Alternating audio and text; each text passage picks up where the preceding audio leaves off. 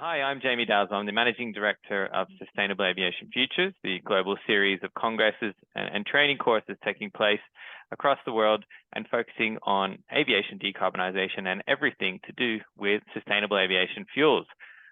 Today, I'm delighted to be speaking with Sergio Nunez, who's the Head of Marketing and Decarbonisation for Shell Aviation, who's going to explain a little bit more about Shell Aviation's role in this space and also talk a little bit about the SAF market as well. So Sergio, welcome. I'd like to begin with a first question just to give the listeners a little bit more insight into you. Could you explain what your role is within Shell Aviation and then also where Shell Aviation positions itself in this sort of SAF and aviation decarbonisation space?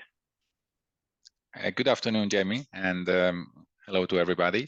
So my role as Head of Marketing and Decarbonisation in Shell Aviation covers, has a global remit and covers all of the marketing and sustainability related activities that we do across the business. So of course, that includes our efforts in sustainable aviation fuels, our efforts in Avilia, and I'll talk a little bit more about that later, as well as some other commercial activities connected to pricing and SAF pricing and everything related to the delivery of sustainability initiatives in Shell Aviation. I am sitting in the board of Shell Aviation and report to Raman, who is our newly appointed president since a few months ago. Perfect. Thank you very much for that. And I think, look, it'd be quite nice, you know, you mentioned SAF. Everybody mentioned SAF. It is the buzzword of the moment. Just a sort of nice opening question to sort of begin with. What are your views on the state of the SAF market today? Yeah, thanks, Jamie. So, I mean, it's encouraging to see the positive steps that we are seeing being taken across the aviation sector. Everybody's working very hard to scale the use of SAF. We are seeing policy frameworks taking shape. Recently, we heard about the EU mandate, of course, with refuel, but also the UK efforts in that space, which are going to be a little bit higher than the EU mandate, which is really, really positive. We are starting to hear a little bit more about Asia and what's happening in places like Singapore with the discussions around the mandate and something that's going to come to place very soon. And of course, we see the different efforts that are happening in the US, which is more an incentives market than a mandate market, but where things are already coming into place to also support all the different players in the ecosystem. So that's very good. We also see production announcements being made. We see more SAF coming on stream, and we see also more and more offtake agreements or contracts between airlines and suppliers for the delivery of SAF. We recently announced a few, and I will also talk a little bit more about that later, but that's all very encouraging. However, we all recognize that the SAF market is still yet to mature. Right? There are complexities around supply chain, complexities about regulation as well, and all of these things will need to be overcome in order for the market to scale up. There's also the chicken and egg situation I've been talking about for a while already. This means that you have high cost that keep the demand low for the product.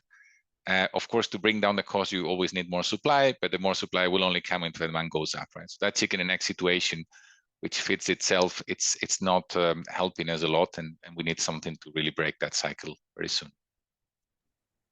Yeah, I absolutely agree. I mean, you touched upon one or two areas and you talked about scaling SAF. I mean, from your perspective, what is needed to scale SAF and what do you see as the main barriers to supply? How can we overcome that chicken and egg situation? So there's still many challenges to scaling SAF. Right? One of them, for example, is limited availability of feedstocks. Right. So for the proven pathways such as HEFA, the availability of feedstock that meet the strict sustainability criteria is definitely limited, right? And that's one of the things that is hurting us a little bit. On the other hand, when you look at other pathways like alcohol to jet to power to liquid, then there is a very high cost of the risking still, right? The volumes which you can achieve with HEFA are much bigger, but on those other technologies, the lower volumes and the more complex technologies are also creating that increased cost. To me, those will be two of the key challenges that we see at the moment. And I talk about cost. I will expand on that a little bit more. I mean, at the moment, we know SAF is between 2 and 8 times more expensive than conventional jet fuel. We also know that supply is far more limited. Even by 2050, there are many reports and analysis, and I'll be happy to show some of these if people have questions during the event next week. Show that SAF might still be twice as expensive as conventional jet fuel by 2050. So even when we overcome some of these barriers, we're still facing a product, especially on the pathways and technologies that we hope to be looking at in 2050, that's still considerably more expensive. So given the challenge of changing this aviation's energy system in a relatively short time, governments are key to unlock barriers. The cost barrier is something that really relies on governments to help us there and to enable an environment for the industry to scale SAF to the levels required. The other one I would mention, which is almost like a nice introduction into Avilia for later, is book and claim. Book and claim is a flexibility mechanism, which is very, very important for widely adoption of SAF. This allows customers who don't have access to physical SAF to pay and claim for the environmental reduction linked to flying with SAF. And we need to have the key NGOs and the key governments on board on this and making sure that book and claim flexibility mechanisms are approved and accepted for carbon accounting so that we can also scale SAF via that route, because that will have a significant impact on demand. Yeah, absolutely. And I mean, book and claim, we've been talking about this for quite a while now, and it's going to certainly form a centerpiece of the Sustainable Aviation Futures Congress next week. I'm excited to see what kind of developments have taken place there and how we can help to sort of move the industry forward by developing a framework that works for everyone. You touched upon the role of government in sort of the SAF industry in terms of scaling it and reducing barriers to supply. From your perspective, how can policy support the industry's ambition?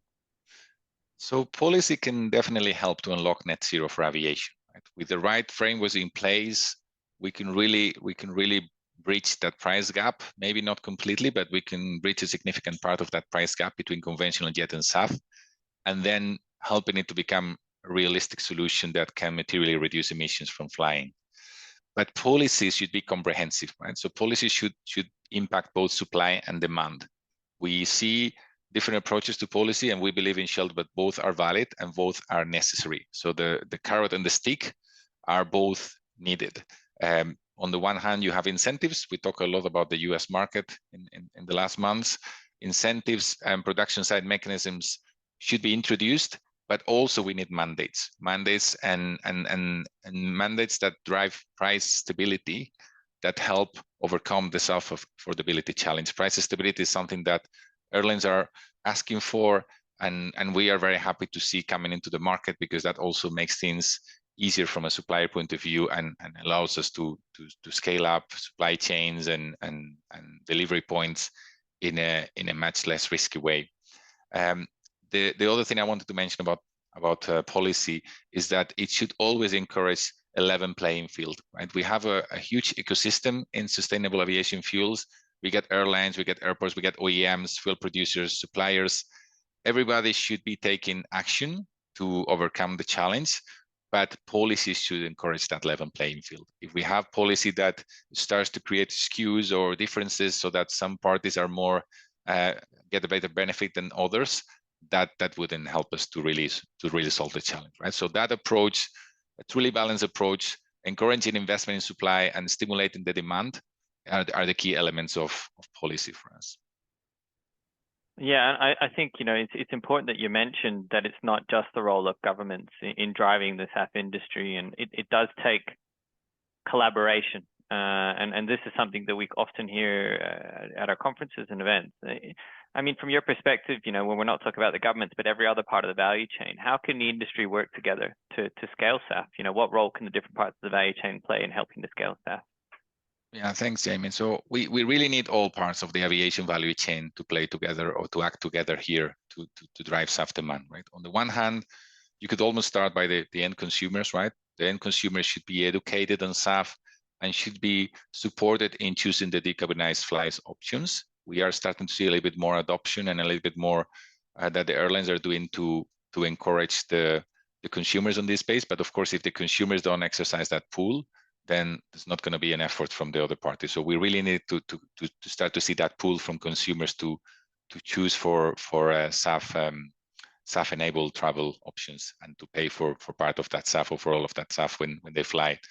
We also have the corporate flyers segment, which is very important for us and which we believe is going to have a fundamental impact in the demand in the future. We need corporate flyers to purchase more SAF. Corporates can decarbonize business travel and demonstrate progress to the ESG investors. So that's a very, very important part in the ecosystem that has become even more and more prominent lately. Airlines, of course, how wouldn't I speak about airlines, right? Airlines can commit to buying SAF to tackle their own emissions and also to reduce carbon footprint of the consumers, right? They are doing an effort. We are seeing more and more commitments from airlines. A lot of them are putting out their numbers about how much they want to achieve by certain dates, but we need them to follow up with purchasing the SAF and showing that, you know, that pathway is actually becoming a reality from now and not just in 2030. Governments, we talk about them already, but they have a significant role to help both on the supply and demand side.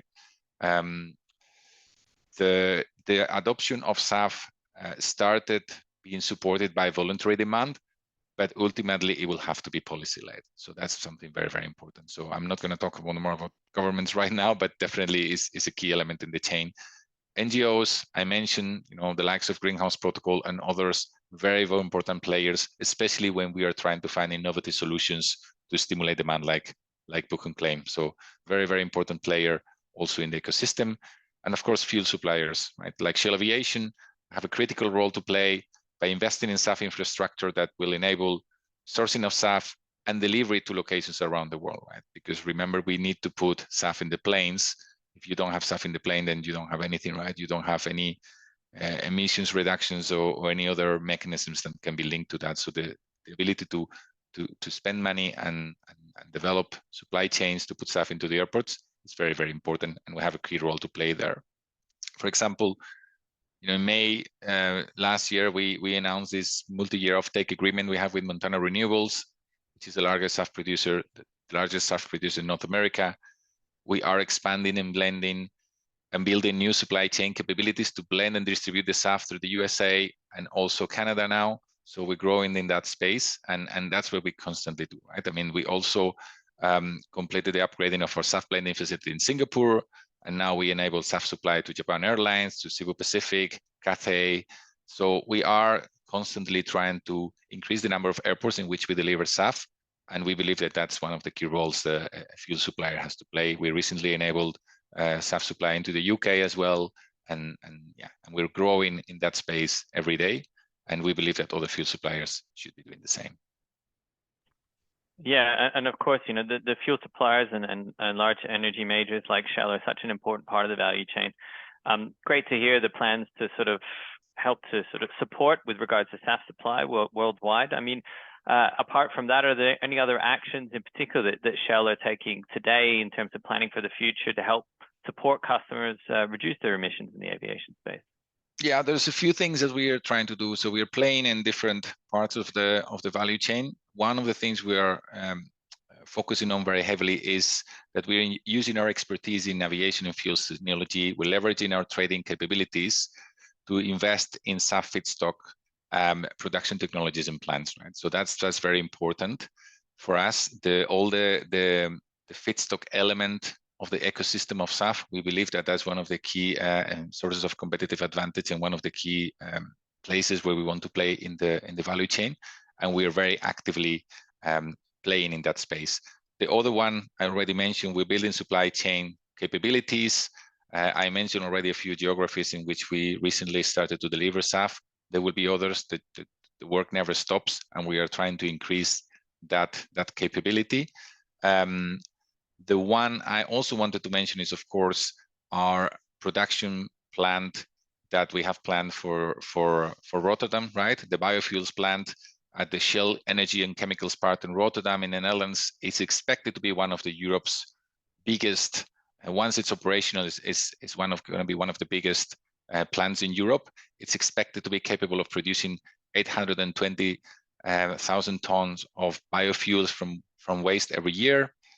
The facility will have the ability to also do renewable diesel, of course, like we have for many of these plants, right? So it's a HEFA plant with the ability to switch between renewable diesel and SAF.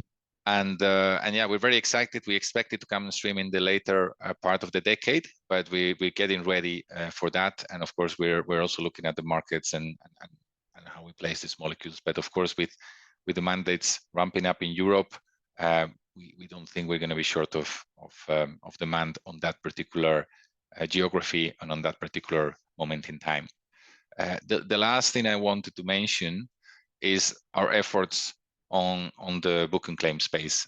Avilia has been mentioned a few times. I'm sure we will be talking a lot about Avilia in the conference next week. But a couple of years ago, we launched Avilia. Avilia is a book and claim blockchain powered platform, which we use to basically enable book and claim, enable the split of the premium so that you can have airlines and corporates all paying for SAF and sharing the emission benefits that come from using SAF instead of conventional jet. We have been very successful in the last 2 years. With Avilia, we have, of course, a partnership with Accenture and Amex GBT on this space, and we have really good plans for the future. We have seen more than 20 airlines signing up for Avilia, and airlines and corporates, sorry. We have more than 20 airlines and corporates signing up for Avilia. We see the volumes ramping up. We see the platform being strong, and we do hope to see the next level of growth in the next months as we progress the journey. I'm more than happy to talk a bit more about Avilia, or any of the people in the team will be able to share more insights next week. But that's one of the efforts we're doing. We believe in innovation in Shell, and this is the way we're trying to lead the market in a very innovative field, as is book and claim, well, basically globally. Yeah. That's fantastic. I mean, it sounds like you're coming at this approach from multiple directions. I mean, investing in SAF feedstock technologies, obviously development of new plants, and then also with the book and claim technology. So it's really great to hear. And I think it's going to take efforts like this across the value chain from everyone involved to really help to scale up SAF, especially with Refuel EU on the horizon next year as well. Sergio, thank you so much for joining us today. Really appreciate you sharing your time, and look forward to seeing you in Amsterdam next week as well. Thanks a lot, Jamie. Looking forward to next week.